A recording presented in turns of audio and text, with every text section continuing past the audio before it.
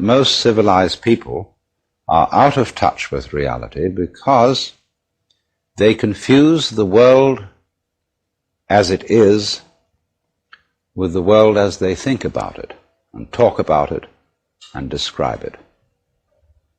For on the one hand, there is the real world, and on the other, a whole system of symbols about that world which we have in our minds. These are very, very useful symbols. All civilization depends on them. But like all good things, they have their disadvantages. And the principal disadvantage of symbols is that we confuse them with reality, just as we confuse money with actual wealth. And our names about ourselves, our ideas of ourselves, our images of ourselves with ourselves. Now, of course, reality, from a philosopher's point of view, is a dangerous word. A philosopher will ask me, what do I mean by reality? Am I talking about the physical world of nature? Or am I talking about a spiritual world? Or what? And to that I have a very simple answer. When we talk about the material world, that is actually a philosophical concept. So in the same way, if I say that reality is spiritual, that's also a philosophical concept. And reality itself is not a concept. Reality is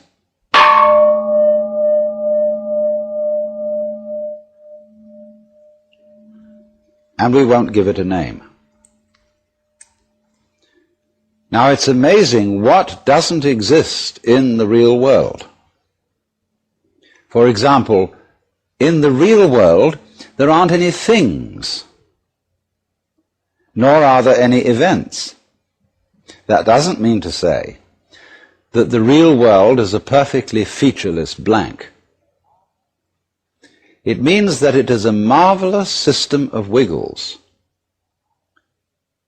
in which we descry things and events in the same way as we would project images on a Rorschach blot or pick out particular groups of stars in the sky and call them constellations as if they were separate groups of stars.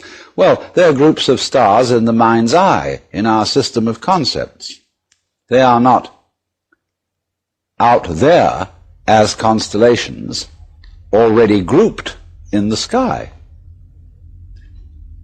So in the same way, the difference between myself and all the rest of the universe is nothing more than an idea. It is not a real difference. And meditation is the way in which we come to feel our basic inseparability from the whole universe. And what that requires is that we shut up. That is to say, that we become interiorly silent and cease from the interminable chatter that goes on inside our skulls. Because, you see, most of us think compulsively all the time. Now, that's the first basic reason for meditation. But there is another sense, and this is going to be a little bit more difficult to understand, why we could say that meditation doesn't have a reason or doesn't have a purpose. And in this respect, it's unlike almost all other things that we do, except perhaps making music and dancing. Because when we make music, we don't do it in order to reach a certain point, such as the end of the composition. If that were the purpose of music, to get to the end of the piece, then obviously the fastest players would be the best. And so likewise, when we are dancing, we are not aiming to arrive at a particular place on the floor, as we would be if we were taking a journey. When we dance, the journey itself is the point. When we play music, the playing itself is the point. And exactly the same thing is true in meditation. Meditation is the discovery that the point of life is always arrived at in the immediate moment.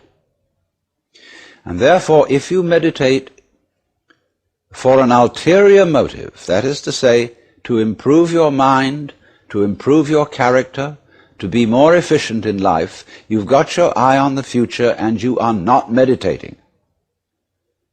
Because the future is a concept. It doesn't exist. As the proverb says, tomorrow never comes. There is no such thing as tomorrow. There never will be, because time is always now. And that's one of the things we discover when we stop talking to ourselves and stop thinking. We find there is only a present, only an eternal now.